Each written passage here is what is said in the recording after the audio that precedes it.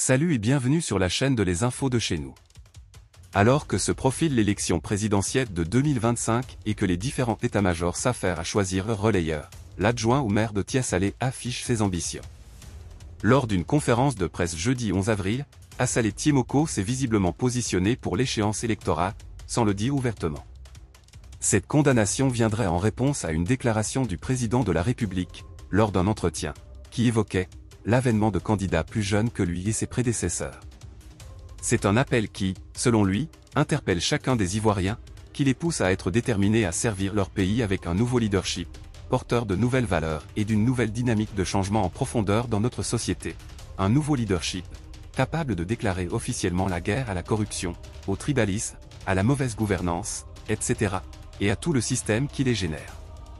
2025 est un tournant important que tous les acteurs politiques ivoiriens doivent négocier avec sagesse et responsabilité, a ajouté l'adjoint au maire de la commune de Thiès-Salé.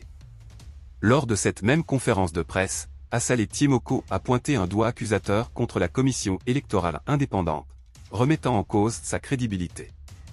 Pour ce journaliste professionnel, le problème ne vient pas tant de la CEI centrale que de ses démembrements. Les CEI locales, souligne-t-il, sont truffés de militants corrompus issus de partis politiques qui n'ont aucun respect pour les valeurs démocratiques et dont la mission le jour du scrutin est de diluer les votes des électeurs et de renverser la volonté populaire exprimée. Aux urnes, cette volonté n'est pas favorable à leur mandat.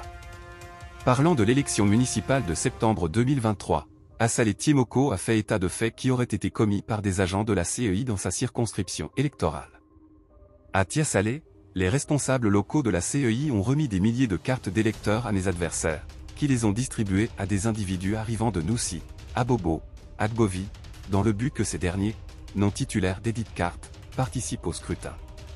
Voter, avec la complicité des agents, tablettes, et des présidents de bureaux de vote, a-t-il confié. Très souvent livrée à la vindicte populaire, la CEI, sous la houlette d'Ibrahim Coulibaly Clibière, reste concentrée sur son sujet. En mars dernier, lors d'un atelier de bilan des opérations électorales 2022 à 2023, elle a renouvelé son engagement à « bien et toujours mieux faire pour la Côte d'Ivoire ». À cette même occasion, le président Coulibaly Clibière a attiré l'attention de ses collègues sur le sens de leurs responsabilités. Dans l'exercice de notre mission, il y a toujours des critiques mais veillons à ne pas manquer aux responsabilités qui nous sont conférées par la loi, a-t-il exhorté. Si vous avez aimé cette vidéo, merci de liker, partager, commenter et surtout vous abonner à la chaîne. Et on se retrouve très vite pour une prochaine vidéo.